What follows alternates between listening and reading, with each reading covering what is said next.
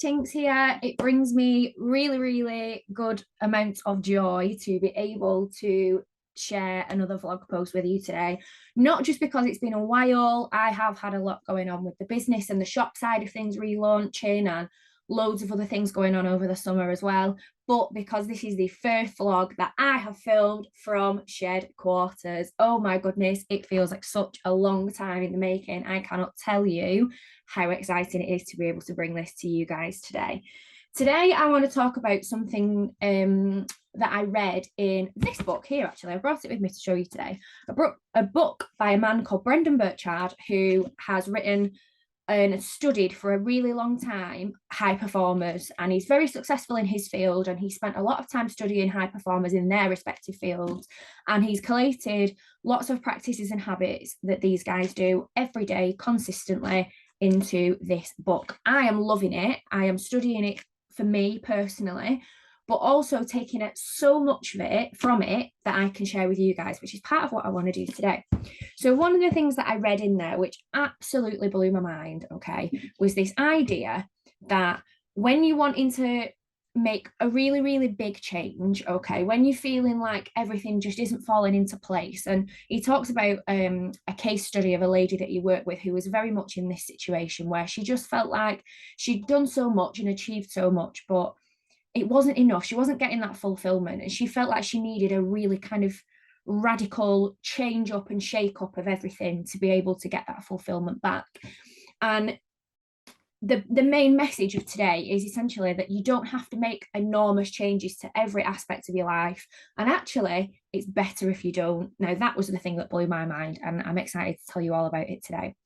So I'm going to read parts of my notes from the study, from the book, parts of my blog post, which will be available. So if you are more of a reader than a watcher and a listener, my blog is available. And as always, I'll always put my link tree in the video, in the comment description section, sorry, so that if you'd rather read and read it in your own time, that is fine. It is only a short blog post. And as always, I promise to try and keep this short, but you know what I'm like. So just a quick reminder, the videos are always made for kids. My content is, the whole purpose of why I do what I do is so that everything is accessible to everybody. And so when I upload my videos, I always turn the comment section off, just because it's not that easy to monitor. As I'm sure you will all be aware, spammers and bots and things like that are bigger than ever at the moment. And I would hate for somebody to come across this content and see something that they shouldn't be seeing, that I wouldn't want them to see, that is not to do with what I'm trying to do at all. It's not relevant, you know. So if you do want to reach out and pass any comments along, or if you want to get in touch, again, in the link tree, all my social media links are there, so you can find me on TikTok, Instagram, Facebook, LinkedIn, Twitter, all the main social media platforms. And that means that it just makes this video a little bit safer. It protects what I'm trying to do and the message I'm trying to get across, but you have got plenty of ways to get in touch with me if that is something that you want to do. So let's get started. Okay, so big changes, and the fact that actually for your brain and for your life generally, it's probably better to keep it small, and here is why. Okay, so when people are looking to change aspects of their lives, I think we do associate it, don't we, with this enormous upheaval, a reinvention of the wheel. All these daily norms go out the window, and you've got to get an entirely new slate. You've got to start from scratch. It's got to all be re-looked at and reevaluated. So you start with new routines, you get new priorities in place. And from my experience particularly, and I'm sure some of you will be able to agree with this, a few days in, it's that disappointment of the fact that this just is not sustainable, and it's just not, it's not realistic, it's not feasible to just upheave everything that you've done, all your habits, your daily life, and everybody else that's involved in that as well, and I'll come on to that later, and just start new and do something from scratch like that. Okay, so like I say, I've been reading my book High Performance Habits. It is my current field of personal study. It's something that I'm reading for me, and it totally blew my mind, this notion that actually, if somebody wants to change a really big aspect of their life, the best way to do it is to start really small and keep lots of things the same. I suppose the message that I'm getting across is if you're going to make an enormous change, lots of current aspects of your life need to stay the same. Okay. I'm going to go into types of change a little bit more now. And in a little minute, I'm going to show you a document that should pop up on screen. It's a little quadrant and I'll explain more. So studies have been completed, and if you are looking for the academic references, again, if you head to my blog, all the references are at the bottom. I have struggled to find a couple of the neuroscience papers, but there is a link to the article where I found all the original references, so you guys can go back to there if it is something you want to learn more about. So studies completed, categorized change. There's so many different ways that people will say change works and categories it can be put in. But the way that I looked at for this particular idea that I wanted to share with you was that it can happen in three forms. So it can be developmental, transitional, or transformational. Developmental being that it works around an existing situation and you're just kind of improving upon it. Transitional being that you realizing that at the moment what you're doing isn't working, so you are going to need a new course, but you don't just start with it like that. You kind of build it, take time to research it, and then kind of transfer over. And then your transformational tends to be less thought out, more spontaneous. It's a situation that's just thrown at you and you're gonna need to just get in the boat and row kind of idea. You know, it requires radical change. Something hasn't worked in a previous situation, and it is a bit like that reinvent the wheel approach where change is kind of forced upon you and you have to get in and you have to do something with it. Okay, you've got to shake things up, you've got to have another go. So back to these quadrants I was saying before, and hopefully you guys will be able to see this on screen now so that it will make a little bit more sense. But in these quadrants, and this was developed by a researcher called Pennington, again, for the academic references, check the blog, there's various different types of change that appear in this quadrant. So you've got changes that are either radical or incremental, and then they're either core changes or peripheral changes. So radical meaning massive, incremental meaning little and often, core meaning changing your values, you know, a large portion of your day, changing your relationships with people, how you do things you do. Peripheral meaning they're kind of more on the outskirts, and they're important, but they're not going to change the way you do everything in your life. They're not going to change every aspect of your life. Okay, so core changes that would be deemed quite radical, they will come with much higher risks, much higher disruptions and disturbances. Whereas if you've got changes that are happening more onto the peripheral of the situation, or they're not radical changes, they're just little moments in your day that will be that little bit different, or little practices once a week or monthly, or however it works, they will offer less disturbance and they will offer lower risks. And you can kind of categorize different elements of your life into those different boxes. So that's something that I wanted to sit down and think about for me personally, is if I was going to make changes, which quadrants would they fall into? And if you're going to be making one of these developmental or transitional changes, that's the kind of thing that you would do to make sure that it is actually going to be feasible and it is going to work, is look at something like this quadrant and see if you can think about what sort of changes would fit into which categories. Another really big thing that I read when I was looking more into change was how to create the right environment for change. And this is something that I've definitely touched on before in previous trainings and videos, because creating the right environment is one of the really tricky elements to get right. But it will make a massive difference in your consistency and your ability to put in daily practice towards achieving whatever this new change is that you want it to be. It's important to think here about the fact that your environment is not just what's around you, it's about who's around you as well. Okay, creating the right environment it involves making sure that everybody around you is involved and knows exactly what the plan is and knows exactly what they're doing and what their role is in your new change, including yourself. And again, by completing something like that quadrant, if you are thinking about making changes or you're not sure where to start, you've got a number of options. Doing something like that will help clarify that for you. So if everybody understands exactly what you're setting out to achieve, if they understand the assignment, as it were, okay, then Ideally, they've had a role in the planning process. Okay. So you're going to meet much less resistance from people like your friends and your family members, colleagues at work, if it's something work related that's coming in, that's changing. They will all need to have played some sort of role in the development process. Otherwise, you're highly likely to meet resistance.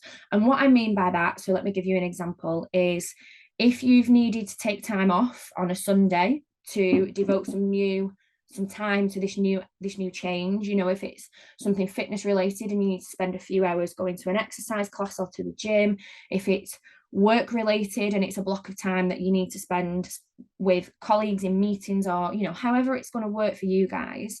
Say we go with the Sunday afternoon kind of theory, okay, but you haven't warned your respective partner that they're going to need to do a football training drop off. They're going to be in charge of the kids for a couple of hours. It's going to involve making them lunch. It's going to involve picking your child back up from football later on. Potentially, without involving them in the initial planning, you're going to meet resistance. Okay. So you're making a transformational change on yourself, a transitional change, sorry, but you're transforming it onto them and going, right, this is what I need you to do. And they're kind of going, hang on, what? That's not what we, whoa, what, how, you know? So making sure that anybody who needs to be involved in the development process is involved in the development process will help resistance be less and less and less. You're still probably going to get people who don't believe it's going to happen, who don't have faith in you, who like finding problems because that's just the kind of person that they are. However, if you can say that you've kind of successfully planned for everybody involved and they're all okay with that, it's going to make your process of achieving whatever it is that you've set out to do and this big change that you've set out to make, it's going to make much easier and you're going to meet less resistance along the way. There are a few hacks to improving your environment, and I am going to do a grid post on this in more detail. So check out things like Instagram and Facebook over the next few days, because there will be more on this coming, more daily decision work. Improving your environment is much easier to facilitate. There's hacks, like I say, that you can kind of put in place. I will come on to the neuroscience behind this in a little minute, but essentially, the longer that your brain has to spend decision making, the more power it's using up. Okay. Half of our daily life, approximately, is spent with your brain working autonomously, and that's its way of conserving energy. So that when you really need it to step up and you really need it to work, it's ready to go for you. Okay. Mental exhaustion comes from days where you've used that brain capacity up. And then when you feel like you've got nothing left to give, it's because that brain capacity is gone. That is mental exhaustion. And your brain will work autonomously, automatically, for up to half of the day in an effort to save what space it's got left for real, you know, real problems, real motivation, real challenges, and so on and so forth. Okay. So some of the things you can do that will make sure that you're using your brain for the stuff that really matters is these really simple and small habits that will become autonomously eventually, and means that you can save your brain space for what it is that you've really, really set out to do. So, for example, if meal times are stressful because you can't always decide what to eat, one of the things that I like to do is make myself a weekly menu. And I don't have to stick to it. It's not rigid that, oh, Monday night I'm having this, Tuesday lunch I'm having this, Thursday I'm doing that, Friday I'm going here. It's not as rigid as that. But I know that then when I go food shopping, I've got everything in that I'm going to need at some point in that week. So I really like a tuna jacket potato for my lunch. I'll make sure I've got some of those in, make sure I've got tins of tuna in the cupboard, etc., etc. So that I've got an idea of what is coming up in the week. My shopping is done. I know it's in the freezer. I know I'm not going to want something and open the fridge and there's not what I want there. And then it's, oh, what do I have? I don't know what to pick. There's loads of this in the freezer, but I actually really wanted this and we haven't got it. I'll just nip to the shop. There's half an hour gone by the time you've been to Asda for what you really wanted. So sitting down a week in advance and just spending half an hour, 40 minutes writing out a shopping list. You can go as solid as meal plans and say, right, Monday tea time, Tuesday lunch, Wednesday for breakfast, this is what we're doing, but it doesn't have to be that rigid. I found it really beneficial just doing, like I say, what I've done there. Okay. It could be that if you've got a really big day coming up, and you're worried that you're going to spend a lot of time choosing what to wear, set out your clothes the night before. Again, I have a working wardrobe that I kind of rotate, especially when I'm going into schools. It's, you know, outfits that are on rotation. I'm not wearing something new every week.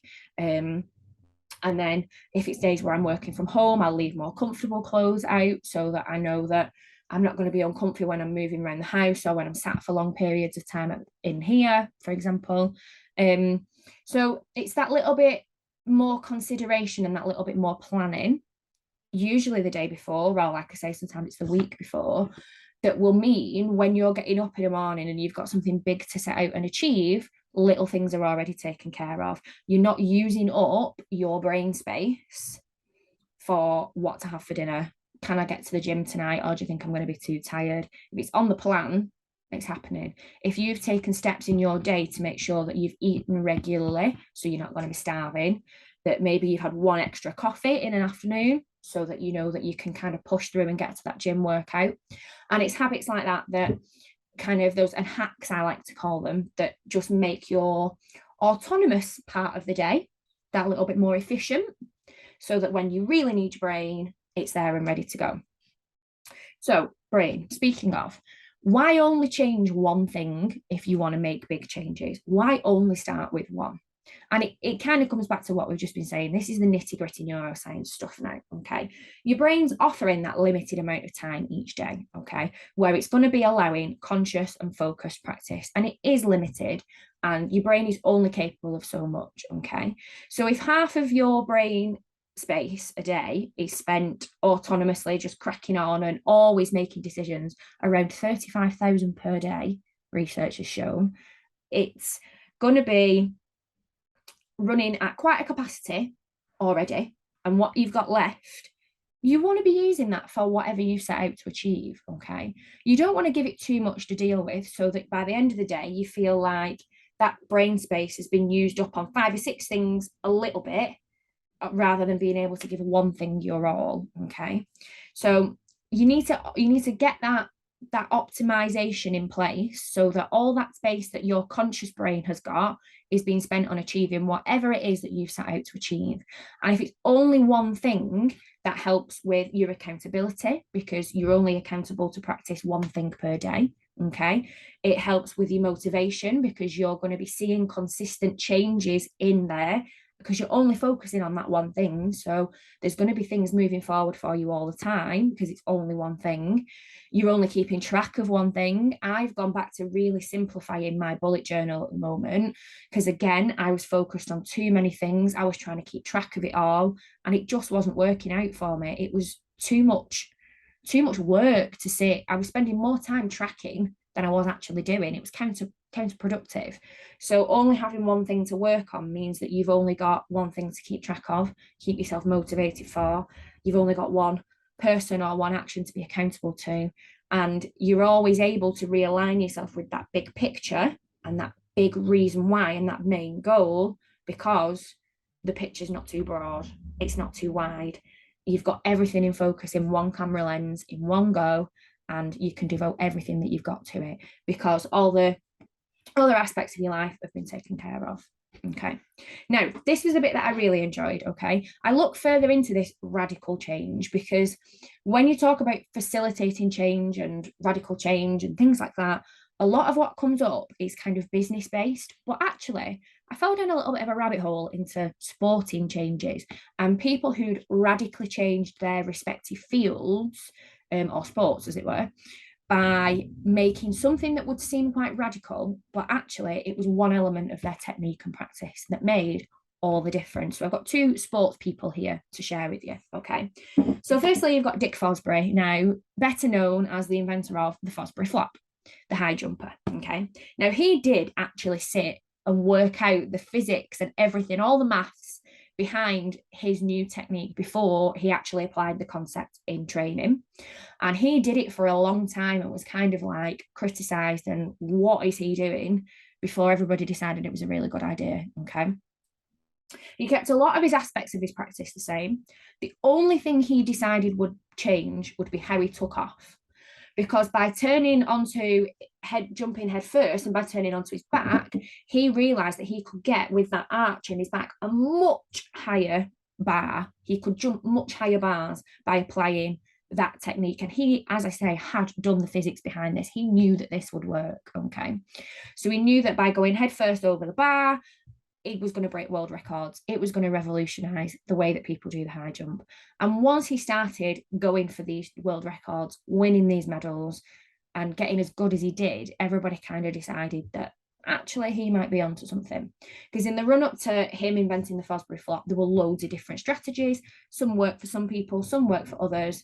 And this one now mainly works for everybody. So the majority of people who high jump now will use his technique because the science behind it. Okay. But it's the takeoff was the only bit that he changed. Okay. He kept he kept his run up the same. He would have kept all his training the same. He kept the majority of his aspects of his practice exactly the same, except for that point where he takes off. And that was the only change that he made. Okay. Michael Phelps is the second one that I wanted to talk to you about. So everybody knows the name Michael Phelps. He has dominated the swimming world pretty much for the majority of his career, really. Okay. Incredible athlete, world-renowned athlete in his field. And Michael knew that the element of his practice that he exceeded at, he excelled in this one bit more than ever, and it was the underwater turn and the restart kind of into your next length. Okay, now there is kind of limitations on that. You're only allowed to do that underwater swim for a limited portion of your your race, because obviously it would be quite boring if they were all under the water all the time for everybody to watch. It would run the risk of people not breathing properly because they were trying to hold it under the water, etc., etc.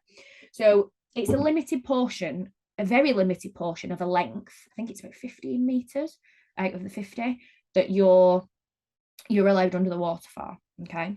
But he knew that he was already really good at this. Okay. And he focused on really fine tuning the turn and those underwater kicks, and used this element of practice to then accelerate his progress in swimming. Okay.